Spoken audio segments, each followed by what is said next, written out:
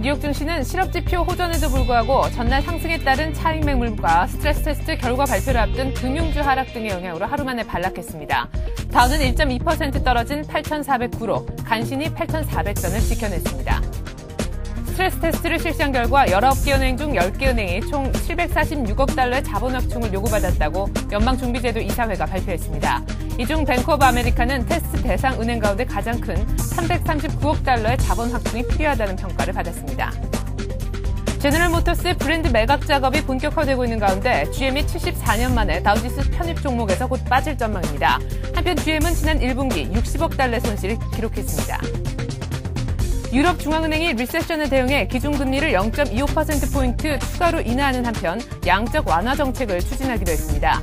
한편 기준금리를 0.5%로 동결한 영국 영란은행도 신용 경색 완화를 위한 채권 매입 규모를 확대하기로 했습니다. 안녕하십니까. 이슈 마켓의 최리나입니다. 스트레스 테스트 결과를 앞두고 미국 뉴욕 증시가 조폭 밀렸습니다. 하루 만에 반락한 것이죠. 다우가 1.2% 떨어져 8,409, 8,400에 겨우 턱걸이할 수가 있었는데요. 말씀드렸다시피 스트레스 테스트 결과 발표를 앞두고 금융주 중심으로 하락이 두드러졌습니다. 물론 전날 급등에 따른 차익 매물도 쏟아졌는데요. 한편 실업지표는 괜찮았다고 합니다. 보다 자세한 글로벌 증시 NH증권 김영열 연구원과 함께 정리해보도록 하겠습니다. 안녕하세요. 네, 안녕하십니까. 네, 하루 만에 반락한 뉴욕 증시 역시나 스트레스 테스트 결과에 좀 민감하게 반응하는 모습이었는데요. 마감 지수 챙겨주시죠. 네, 우선 단기 급등에 대한 부담이 더 컸었던 것 같습니다. 이미 누차례 이 스트레스 테스트에 대한 그 예상과 또 그 결과에 대한 전망치 등은 이미 시장에 노출된 상태였었기 때문에 큰 이변이 있지 않은 한 이런 금융기관에 대한 건전성 심사에 대한 결과가 금융시장에 미치는 영향은 다소 좀 제한될 거다라고 볼 수가 있었었는데요. 오늘 시장에서 주목받았었던 주요 지표들을 살펴보면 먼저 경제지표 면에 있어서는 어떤 상승의 기운을 느낄 수 있는 어떤 경기 회복에 대한 기대감을 심어줄 수 있는 내용 등이 많았습니다. 주간 실업수당 신청자 수가 3개월 만에 최저를 기록했다는 소식이 전해지면서 당장 오늘 밤에 예정되어 있는 미국 고용지표에 대한 일련의 좀 기대감을 갖게끔 만드는 시장 내용 등이 전해졌고요. 또 소매 판매 실적이 전월 대비 약 1.2% 오히려 개선되었다라는 소식이 전해지면서 그동안에 좀 냉각되었었던 소비 심리가 되살아나는 것이 아니냐, 이와 관련된 기대를 가져볼 수가 있었습니다. 앞서 말씀드렸다시피 건전성 심사에 대한 결과를 앞두고 금융주들이 약 3% 내외의 조정을 보였었는데, 역시 어떤 발표를 앞둔 상태에서의 경계감이 어떤 주가에 영향을 미쳤다고 볼 수가 있겠고요. 네. 오늘 나스닥 지수가 약 2% 이상 하락을 보였는데 오늘 기술주 중심의 조정폭이 조금 더 컸습니다. 앞서 은행주들이 약 3% 내외의 조정을 보였다고 말씀을 드렸는데, 필라델피아 반도체 지수가 약 6%에 가까운 급락세의 모습을 보여줬습니다. 역시 최근에 상승을 주도했었던 기술주들에 대해 우선 차익성 매물이 집중되었다는 점을 고려한다라면 이런 건전성 심사에 대한 어떤 결과의 내용을 앞두고 어떤 변동성을 대비한 차익 실현에 대한 매물이 주말을 앞두고 좀 집중되었었던 결과가 오늘 새벽에 끝났었던 미증시 어떤 전체적인 분위기가 아니었나라고 해석이 가능할 것 같습니다. 네, 전반적으로 스트레스 테스트 결과 뚜껑을 연 뒤에 그다지 나쁘지 않았다라는 분위기도 있는 것 같은데요. 자, 이런 스트레스 테스트 결과 내용도 있었지만 최근 우리 국내 주식 시장의 금융주를 보게 되면 참 상승 기운이 만연합니다. 일단 금융기관의 어떤 여건도 많이 좋아졌고 환율도 안정이 되면서 금융주, 그중에서 특별히 은행주와 증권주 중심의 상승이 지금 돋보이고 있는 그런 상황인데요. 이런 와중에 금융주에 접근하는 것이 안전할는지 모르겠습니다. 지금 스트레스 테스트 발표도 묘하게 겹쳐있는 상황이고 말이죠. 접근 기준을 뭐로 세워보면 좋을까요? 네, 먼저 이 이 건전성 심사에 대한 어떤 결과 내용이 가져다 줄 수 있는 내용은 먼저 이미 필요한 자본 확충이 필요한 은행들에 대해서는 6월 8일까지 이 자본 확충 계획을 이미 지시를 내린 상태입니다. 그렇기 때문에 이 결과에 대해서 어느 정도 이제 시장에서 노출이 된 상태고, 이 테스트 건전성 심사에 통과하지 못한 기업이 문제되지 않은 그 문제되는 상황이 연출되지 않게 된다면은 결국 이제 미국 금융기관들은 본격적으로 신규 대출을 시작을 하면서 수익성 회복에 이제 만전을 기하게 될 확률이 높다는 점입니다. 네. 하지만 여기서 이제 주목할 것은 이런 건전성 심사라는 하나의 이벤트적인 내용을 지나 이제 과연 금융주들에 대해서 어떤 실적 면에 있어서의 어떤 투자 매력은 있는지에 대해서 점검하는 것이 보다 필요할 것으로 보여지는데요. 준비된 자료 화면을 살펴보시면 현재 미국 금융업종에 대한 어떤 그 실적에 대한 변화를 살펴볼 때 이미 지난 2008년 상반기를 기점으로 인해 이미 적자의 실적 기조 자체가 유지되고 있는 상태입니다. 전체 그 미국 기업의 전체 그 순익 구조에서 그 금융업이 차지하는 비중도 그만큼 낮아져 가고 있다는 점에 대해서 주목할 필요가 있겠고요. 다음에 그래프를 살펴보시면 지난 미국 금융기관들에 대한 실적 추이에 대해서 한번 주목을 해둘 필요가 있을 것 같습니다. 지금 영역으로 표시된 것은 미국 금융산업의 순익 규모를 그 전체 규모로서 살펴드리는 내용인데요. 지난 98년에 약 700억 달러 규모에 불과했었던 미국 금융산업의 순익은 지난 2007년만 하더라도 3천억 달러에 육박하게 되는 고성장세를 이어왔습니다. 하지만 2007년부터 불거진 서브프라임 문제 이후 미국 금융산업의 실적이 최근 급감한 상태에 놓여져 있다고 볼 수가 있는데요. 네. 이렇게 급감한 상태의 추이가 기존의 어떤 금융산업의 실적의 어떤 성장 추이 궤도에 재진입하기 위해서는 적어도 약 7년 이상의 시간이 소요될 수밖에 없습니다. 다시 말해서 미국 금융산업의 어떤 이익 기준으로서의 투자 매력도는 아직까지 매력적이지 않다라고 볼 수가 있습니다. 최근에 시장에서 주목받게 되는 것은 이런 수익성 악화를 예견을 무시하고 나서 주가가 상승하기보다는 그동안의 시장에 잠재되어 와서 어떤 불확실성 제거에 대한 어떤 난도감이 주가의 상승으로 연결되었다고 볼 수가 있을 텐데요. 예. 결국 이런 유동성 쏠림에 의한 어떤 단기 상승은 우선 그 어떤 그 논리적인 면에 있어서는 좀 부족하다라 볼 수가 있기 때문에 어떤 단기 측면의 초점을 가져가 주시는 것이 조금 필요할 것 같고요. 또 하반기로 갈수록 미국 금융산업뿐만 아니라 우리 은행 또 증권산업 등의 경우에도 조금의 수익성 악화에 대한 우려는 시장에 상존해 있다는 점을 간과해서는 안 될 것 같습니다. 네, 금융주 실적 회복에 뭐 상당한 기간, 약 한 7년 정도까지 걸린다고 한다면 금융주를 제외한 비금융주 섹터도 상당 기간 좀 시간이 필요하겠네요. 이익 개선까지는 말이죠. 네, 그렇습니다. 물론 이 금융산업에 대한 전체적인 시장 분위기를 고려했을 때 그 비금융 섹터에 대한 어떤 실적 악화에 대한 우려가 분명 남아있는 것만은 분명 사실입니다. 하지만 이번 경제 위기의 가장 특성 중에 하나는 신용위기에서 그 금융위기가 시작이 되었었고 이 금융위기로 시작된 경기 침체가 전체적인 세계 경제에 악영향을 주고 있다는 점에 대해서 주목해둘 필요가 있을 텐데요. 우선 비금융 섹터에 대한 어떤 실적 악화에 대한 모습은 아직까지는 좀 제한적인 모습을 보여주고 있다는 점이 그나마 좀 다행스럽다라 볼 수가 있습니다. 예. 미국 금융산업에 대한 그 이익 변화와 그리고 비금융 섹터의 이익 변화를 조금 나눠서 한번 살펴볼 필요가 있을 것 같은데요. 준비된 자료 화면으로 살펴보시면 지금 짙은 선으로 표시된 것이 바로 금융산업에 대한 순익 변화를 나타내고 있고 옅은 회색 선으로 나타낸 것이 비금융 섹터의 이익 변화를 나타내고 있는 내용입니다. 지금 옅은 색의 그 비금융 섹터에 대한 이익 변화를 살펴보시면 지난 IT 버블이 있었던 2000년 초에는 비금융 섹터의 이익이 급감하는 기간 동안 금융산업의 이익은 별로 변화가 없었습니다. 하지만 이번은 반대로 금융섹터의 이익이 급감하는 반면에 비금융 섹터의 이익의 감소폭은 다소 좀 제한되어 있다는 점을 들 수가 있을 텐데요. 네. 결국은 아직 경기가 회복되는 것을 가시적으로 경험하기는 어렵습니다. 하지만 전체적으로 이 금융 혼란이 조금은 진정되는 과정을 통해 그동안에 조금 감소되었었던 비금융 섹터, 특히 이들 중에 경기에 민감한 어떤 자동차라든지 또 전기전자 제품, 그리고 일반 그 경기 민감주와 관련된 이런 유통주들의 경우에는 이익 개선과 맞물려서 주가에 대한 회복력도 상당히 빠르게 진행될 수 있다는 점에 대해서는 좀 긍정적인 시각을 열어두실 필요가 있을 것 같고요. 물론 금융산업에 대한 문제가 다시금 불거지면서 경기가 조금 더 침체가 지속될 수 있는 우려가 확산된다면은 조금은 방어적인 시장 대응 전략이 좀 필요할 수도 있다는 점을 좀 고민해 두시는 것이 필요하지 않느냐고 보여집니다.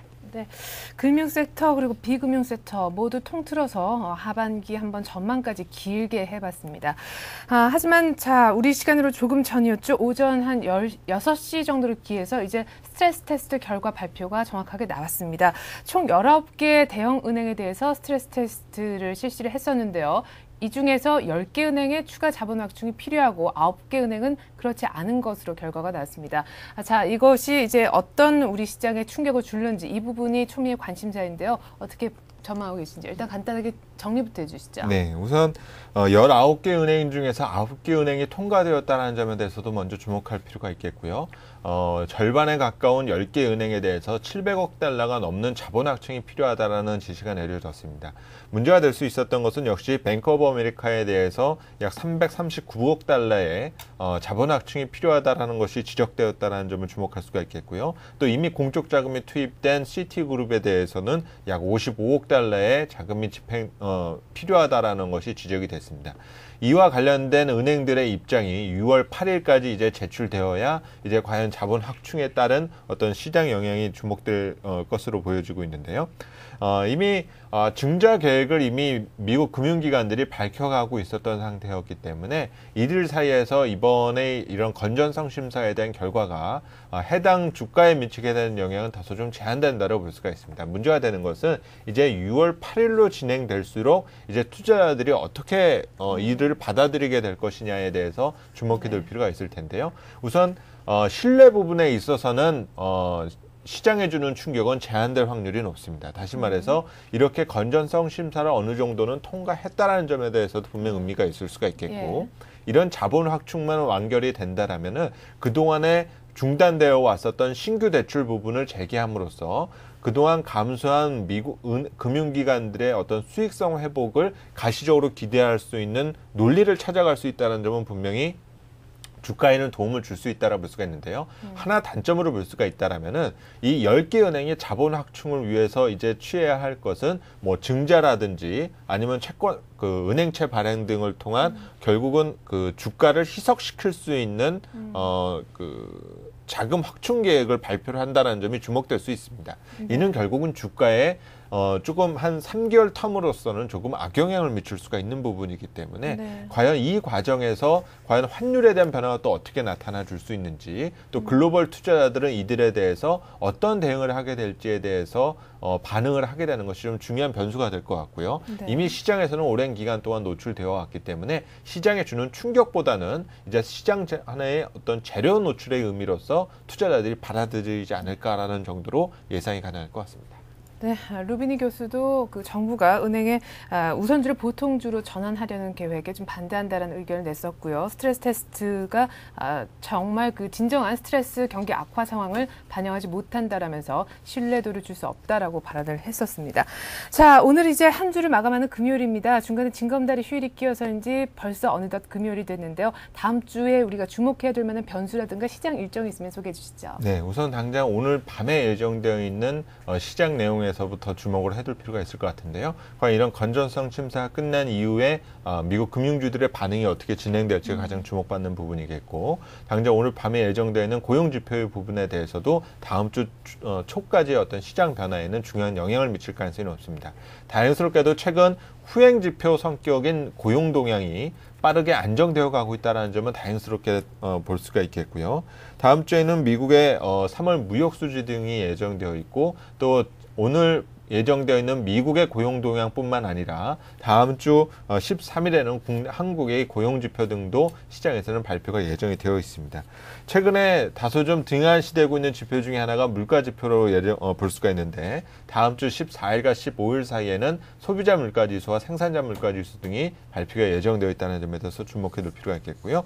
주 후반에 산업 생산 및 설비 가동률 등이 예정되어 있으면서 전체적인 시장 분위기는 이제 조금 재료에 희석되는 부분에 어떤 굵직한 경제 지표 부분에 있어서는 좀 영향력이 좀 줄어들게 될 것 같고요. 오히려 국내 기업들이 이제 1분기 마감 실적이 바로 다음 주 15일까지입니다. 결국 다음 주 15일까지는 국내 상장 기업들의 실적이 본물을 이룰 가능성 자체가 높기 때문에 과연 이에 따른 어떤 시장에 대한 반응도 예의주시해 둘 필요가 높을 것 같습니다. 예, 잘 들었습니다. 이렇게 해서 글로벌 증시 정리해봤습니다. NH증권 김영렬 연구원이었습니다. 고맙습니다. 네, 감사합니다.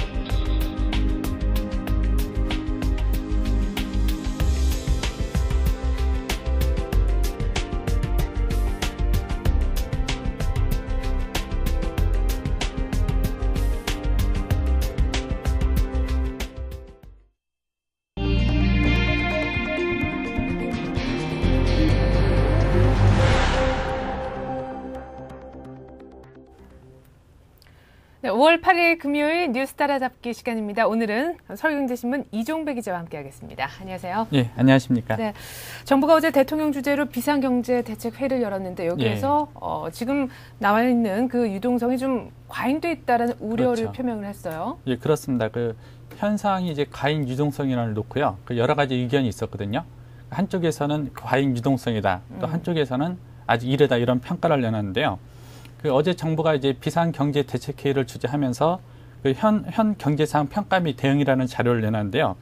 이 자료에서 공식적으로 이제 과잉 유동성을 언급을 했고요.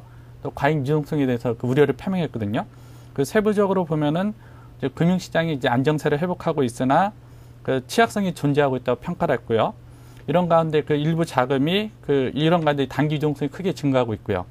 또 일부 자금이 증시나 부동산으로 이동하고 있다 이런 평가를 내렸거든요. 예. 단 이제 그 과잉 유동성이 됐다 그러면은 당연히 그 중앙은행이 풀었던 돈을 회수하는 조치를 해야 하지 않습니까? 네네. 단 이제 그 환수 시행 시기에 대해서는 아직 사항은 아니다. 예의주시하겠다 이런 입장을 밝혔습니다. 네. 근데 참 재밌습니다. 어쨌든 금융시장의 안정세를 좀 보이고 있지만 약간 취약한 면도 있는데 그나마 풀린 돈이 지금 부동산과 주식으로 흘러 들어가고 있기 때문에 그렇죠. 우려를 하고 있다라는 게 정부 입장인 것 같은데요. 왜 하필이면 현 시점에서 그런 우려를 표명했다라는 점이 좀 의문스러운데요. 그렇죠. 예. 그 현 시점에서 왜 정부가 굳이 이런 표현을 네. 썼는지 여러 가지 해석이 나오고 있는데요. 가장 그 정확한 해석은 아마 최근 부동산하고 증시가 급작스럽게 상승하지 않았습니까? 네. 여기에 대한 일종의 경고의 메시지로 받아들여지고 있습니다. 대표적인 게 특히 이제 부동산에 대한 정부의 우려가 담겨 있는데요.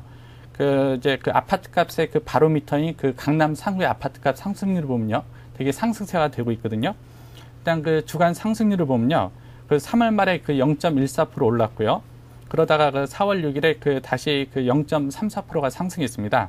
또 4월 13일에도 0.43%가 상승했고요. 예. 4월 20일에도 0.12%가 상승을 했거든요. 그러니까 3, 4월 들어서 계속 상승세가 계속되고 있습니다. 또 최근에 이제 청약여기도 많이 되살아나고 있지 않습니까? 그렇죠. 이런 상황이다 보니까 경고 메시지를 전달한 것 같은데요. 사실 이제 경기가 회복되기 위해서는 부동산과 증시가 움직여야 되고요. 또 경기 회복 속도보다는 부동산과 증시가 먼저 움직이는 게 맞거든요. 네네. 하지만 정부의 컨센서스는 경기 회복 속도보다도 부동산과 증시가 너무 빨리 간다.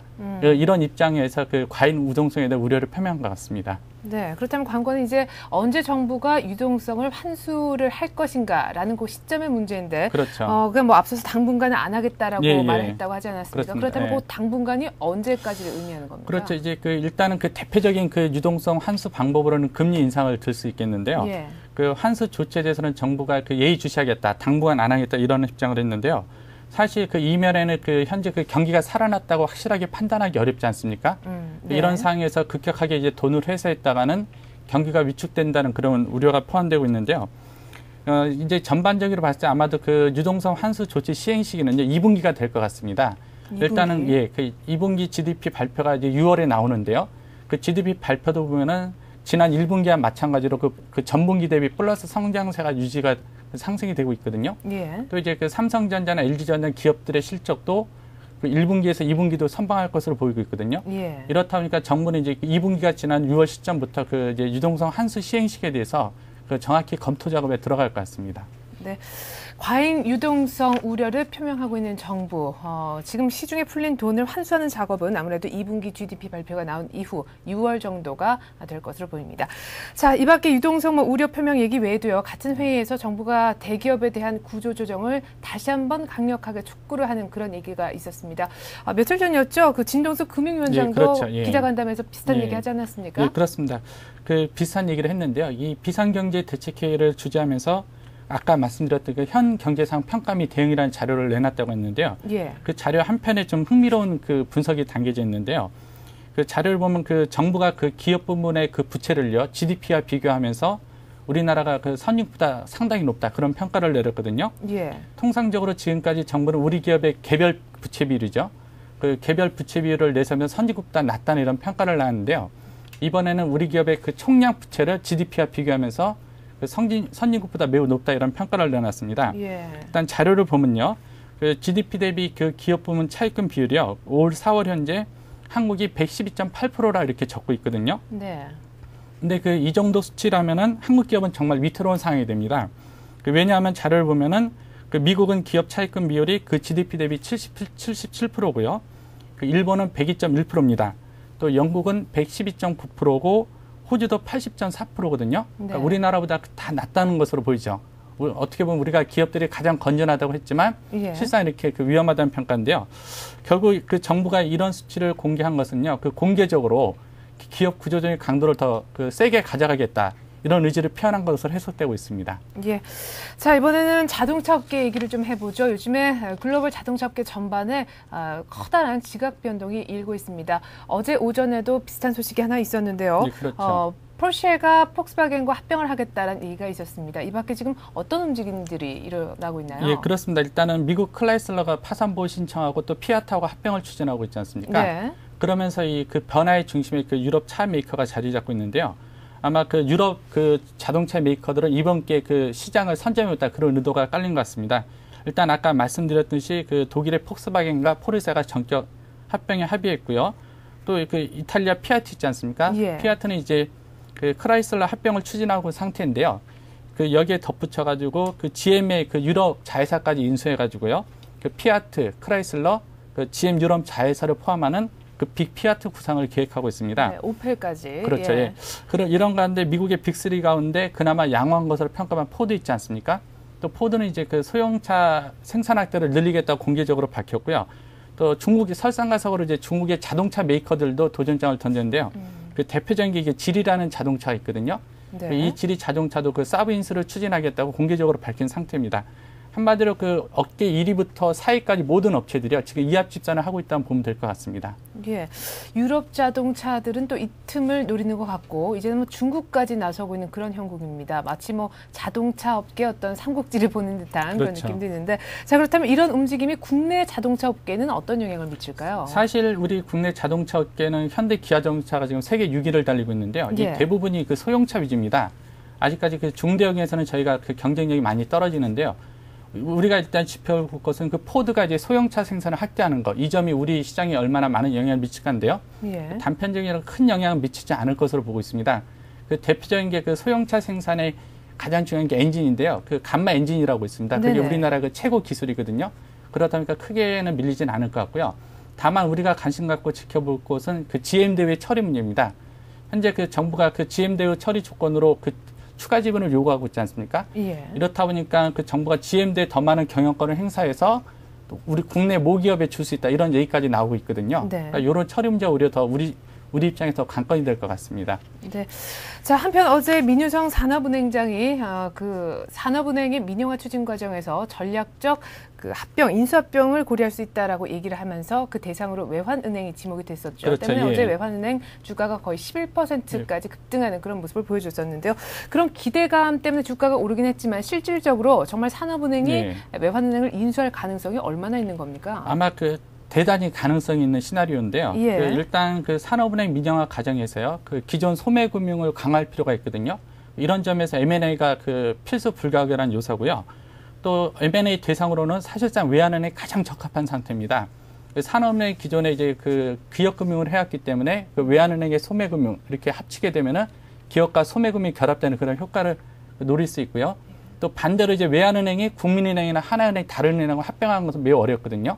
예. 국민 하나는 똑같이 소매금융을 하고 있기 때문에 그렇죠. 독과점 문제라 여러 문제가 걸리게 됩니다.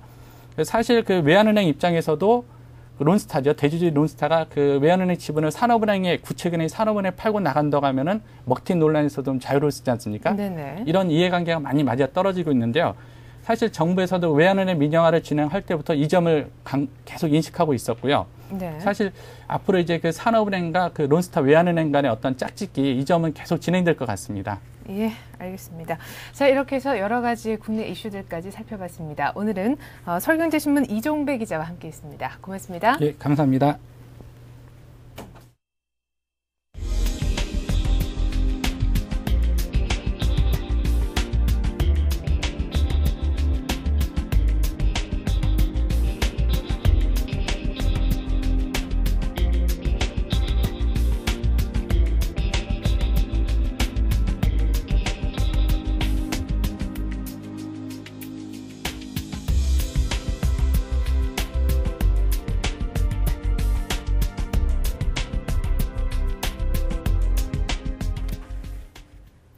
네, 간밤에 뉴욕 증시가 하루 만에 반락했습니다. 다우가 1.2% 떨어진 8,409로 마감하면서 8,400선을 겨우겨우 턱걸이하는 수준이었는데요.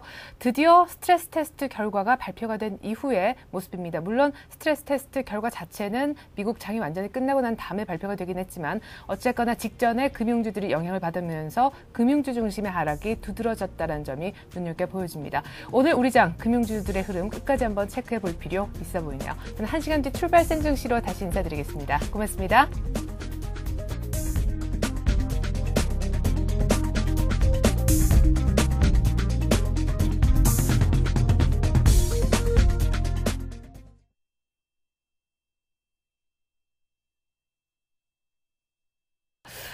오라클이 썬마이크로시스템즈를 74억 달러 인수한다는 그런 좋은 M&A 재료가 나왔지만 또 뱅크 오브 아메리카가 깜짝 실적을 발표했지만 결국 대출 손실 부실화 우려가 역시 부각이 되면서 금융주 중심으로 많이 무너지는 모습이었는데요.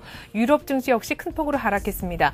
영국이 2.5% 하락하면서 4천선이 무너졌고요. 프랑스 역시 3.9%, 4% 가까이 하락하면서 결국 3천선 역시 무너졌습니다. 다우는 3.5% 하락해 7,841로 7,900선이 무너지는 모습 보여줬습니다. 우리 증시 오늘 어떤 모습 보일지 궁금한데요. 저는 1시간 뒤에 출발 센 증시로 다시 인사드리겠습니다. 고맙습니다.